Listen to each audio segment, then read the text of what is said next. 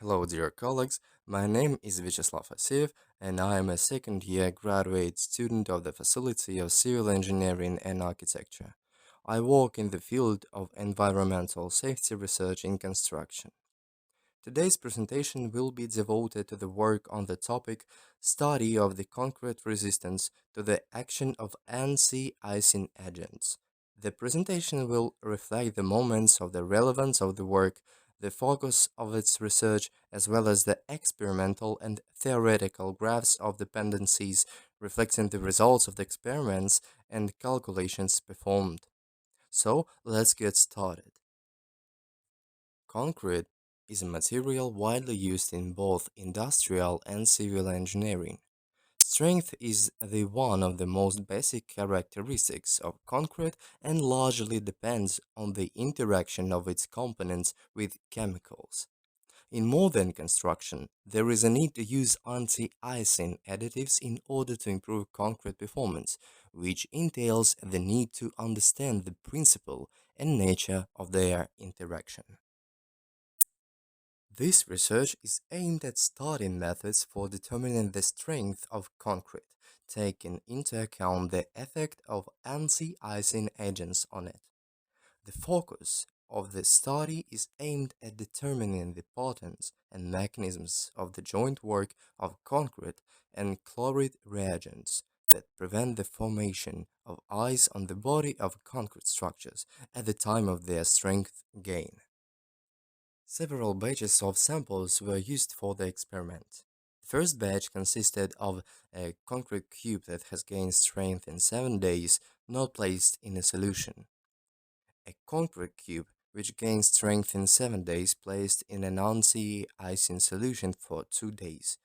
And a concrete cube that gained strength in 9 days, placed in an anti-icing solution for 4 days.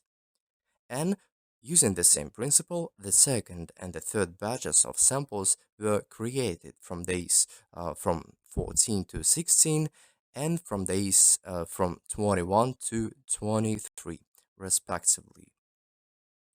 For testing, we use the testing facility with general views shown on this slide.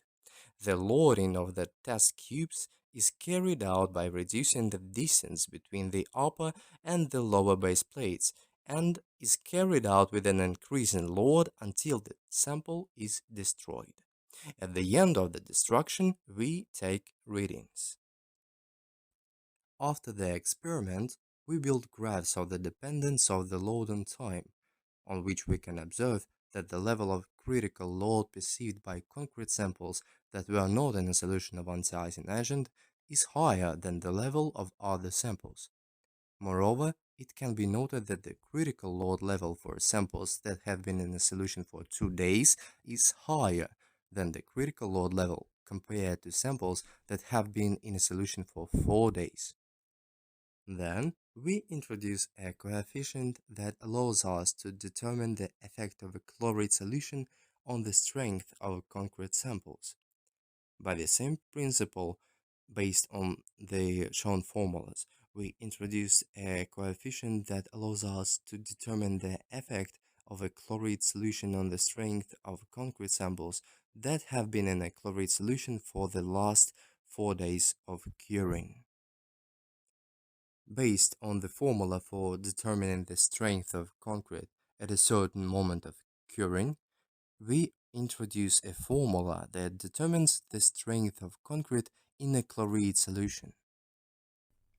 As a result of the research, a graph was constructed for comparing the dependence of strength on time for all types of experimental samples considered, based on the introduced coefficients, as well as on the formulas used above. On the graph comparing the dependence of strength on time, we can clearly observe that the strength level shown by samples that were not in a solution is higher than the strength level of remaining samples. In addition, it is natural that the strength for the type of samples that were in the solution for 2 days is higher than the strength level compared to the samples that were in the solution for 4 days. The conclusion of this study is the obtained calculation method The derived coefficient, as well as analytical studies of concrete under the action of chemical environment of the anti-icing coating. Based on the data obtained and after analyzing the constructed dependency graphs, we conclude that the resulting calculation algorithm, together with the introduced coefficients, allows with the accuracy necessary in the context of the study to determine the effect of anti-icing coating on the strength of concrete at various stages of hardening. Dear colleagues, thank you for your attention. At that point, my presentation has been concluded.